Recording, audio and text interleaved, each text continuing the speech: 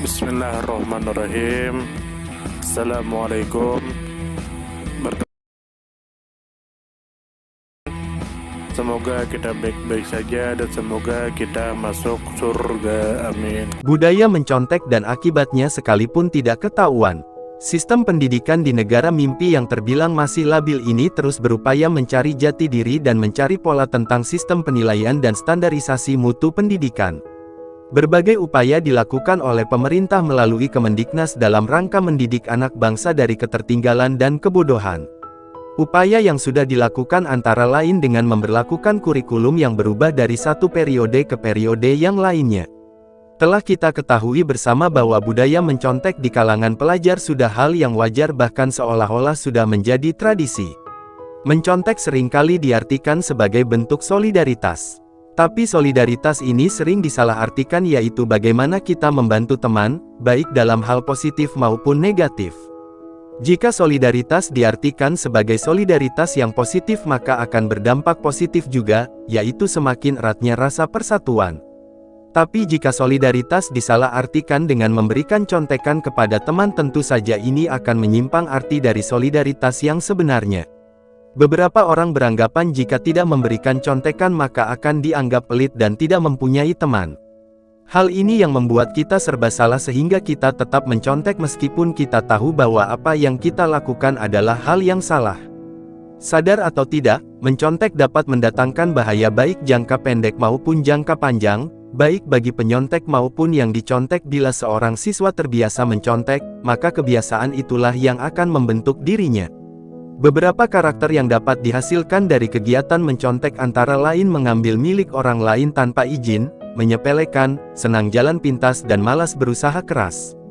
Bisa dipastikan, saat siswa sudah dewasa dan hidup sendiri, tabiat-tabiat hasil perilaku mencontek mulai diterapkan dalam kehidupan sehari-hari, seperti mencuri, korupsi, manajemen buruk, pemalas tapi ingin jabatan dan pendapatan tinggi. Dampak yang timbul dari praktik menyontek adalah mengakibatkan ketidakjujuran dan malapetaka. Peserta didik akan menanam kebiasaan berbuat tidak jujur, yang pada saatnya nanti akan menjadi kandidat koruptor. Kebiasaan mencontek juga akan mengakibatkan seseorang tidak mau berusaha sendiri dan selalu mengandalkan orang lain. Sehingga seseorang tersebut tidak mau mempergunakan otaknya sendiri dan tentu saja akan muncul generasi-generasi yang bodoh dan tidak jujur. Selain itu, umumnya para pelajar atau mahasiswa akan malas belajar, malas berpikir dan merenung, malas membaca dan tidak suka meneliti. Orang yang suka menyontek biasanya tidak percaya pada kemampuan dirinya sendiri, yang pada akhirnya akan menjadi generasi yang labil. Kreativitas dalam dirinya terhambat, penuh dengan rasa malas, putus asa, dan tidak bertanggung jawab. Semua yang diraihnya tidak halal karena kecurangan sehingga mengakibatkan reputasi diri akan buruk di mata sosial. Dampak buruk lainnya adalah membodohi diri sendiri. Ketika kita mencontek, berarti kita memanipulasi nilai kita. Karena sebenarnya itu bukanlah jawaban kita, melainkan jawaban orang lain. Belum tentu jawaban teman itu benar. Dan ketika kita memberikan jawaban kepada teman kita, maka kita memberikan peluang kepada teman kita untuk mendapatkan nilai yang lebih besar.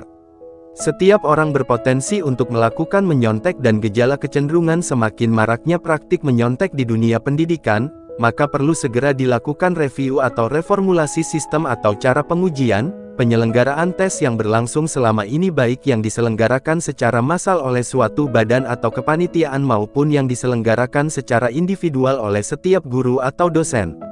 Lalu masuk ke menyontek dalam ujian dan telah ditutupi oleh Allah atau tidak ketahuan. Kita gambarkan melalui sebuah contoh, yaitu beberapa waktu lalu, salah seorang guru masuk ke sebuah kelas. Setelah selesai menjelaskan pelajaran dan sebelum menyerahkan kertas ujian, beliau berdiri dan berdoa, barang siapa yang menyontek atau membantu menyontek di antara muridnya, semoga Tuhan singkap aibnya dan terhalang masuk universitas, dan kalaupun dia masuk kuliah, semoga Tuhan tidak memberkahi waktunya. Beliau terus berdoa khusus untuk masa depannya. Beliau juga berkata, bahwa beliau tidak akan memaafkan sampai hari kiamat. Dari peristiwa itu ada beberapa murid yang memutuskan tidak mau mencontek, tapi tetap ada beberapa anak yang melakukan itu tanpa ketahuan. Setelah beberapa waktu, apakah anak-anak yang tidak ketahuan mencontek harus meminta maaf kepada guru tersebut? Pada masalah ini kita mulai dari diharamkan menyontek dalam ujian maupun lainnya, berdasarkan sabda Nabi Shallallahu Alaihi Wasallam yang artinya, "Siapa yang curang, maka dia bukan dari golonganku." Hadis riwayat Muslim, nomor 101. Siapa yang terjerumus dari melakukan kecurangan hendaklah bertaubat kepada Allah Ta'ala, dan dia tidak diharuskan mengaku, justru seharusnya dia menutupi apa yang Allah tutupi. Hendaknya dia menyesali dosanya dan bertekad bulat tidak mengulanginya lagi. Telah diriwayatkan oleh Muslim, 2590, dari Abu Hurairah radhiyallahu anhu dari Nabi Shallallahu Alaihi Wasallam, beliau bersabda yang artinya, "Ketika Allah menutupi kesalahan seorang hamba di dunia, niscaya Allah akan tutupi kesalahannya nanti di akhirat." Ini adalah kabar gembira bagi orang yang bertaubat yang telah Allah tutupi kesalahannya di dunia, bahwa Allah akan menutupinya nanti di akhirat. Nabi Shallallahu Alaihi Wasallam telah menekankan makna semacam ini dalam sabdanya yang diriwayatkan oleh Ahmad, 23.968, dari Bunda Aisyah, sesungguhnya Rasulullah Shallallahu Alaihi Wasallam bersabda yang artinya,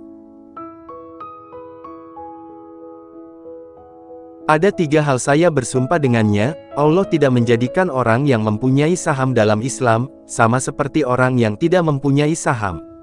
Saham dalam Islam itu ada 3, yaitu salat, puasa dan zakat.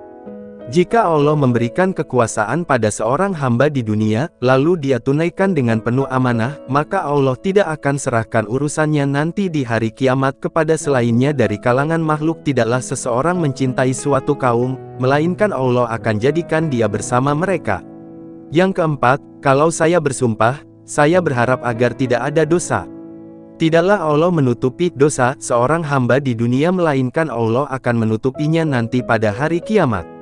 Bahkan Nabi Shallallahu Alaihi Wasallam memerintahkan menutupi aib seraya bersabda yang artinya, "Jauhilah kotoran kemunkaran yang Allah larang.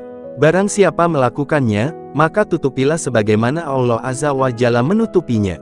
Hadis riwayat Baihaqi. Kesimpulannya, siapa yang pernah melakukan kecurangan dalam ujiannya, hendaknya dia bertaubat darinya dan jangan mengulangi lagi, hendaknya dia menutupi aibnya tersebut. Jika kita tidak bertanya kepada teman kita akan tetapi mendengar jawaban darinya tanpa Anda memintanya, maka hal ini tidak termasuk kecurangan. Hal itu tidak mengapa dengan menulis dari apa yang Anda dengar, tanpa Anda meminta darinya dan tidak berusaha untuk mendapatkan hal itu. Adapun doa keburukan seorang guru terhadap orang yang menyontek, sebagaimana yang disebutkan oleh penanya, yang nampak pada kami, hal itu termasuk sikap melampaui batas kepada orang lain. Menyontek tidak mengganggu hak dia, juga tidak terkait dengan kehormatannya, akan tetapi menyontek adalah dosa yang terkait dengan hak Allah Ta'ala. Nasib orang yang menyontek tidak terkait dengan dia memberi maaf atau tidak. Jika doanya sekedar memohon kepada Allah agar menampakkan di depannya orang yang nyontek, mungkin hal itu lebih tepat. Akan tetapi dia berlebihan dalam berdoa dari apa yang selayaknya pada posisi semacam ini, kemungkinan dia ingin mengancam kepada murid-muridnya agar tidak nyontek. Semoga Allah mengampuni kita semua dan seluruh umat Islam, amin.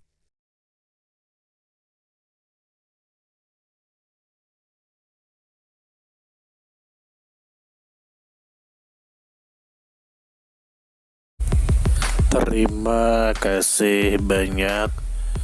Mohon maaf jika ada salah. Semoga kita masuk surga. Semoga kita semua disehatkan badan, dilancarkan rezeki, dikabulkan segala hajat.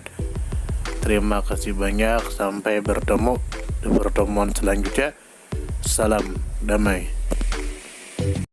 Terima kasih. Semoga kita baik-baik saja. Mohon maaf. Terima kasih, semoga kita baik-baik saja. Mohon maaf.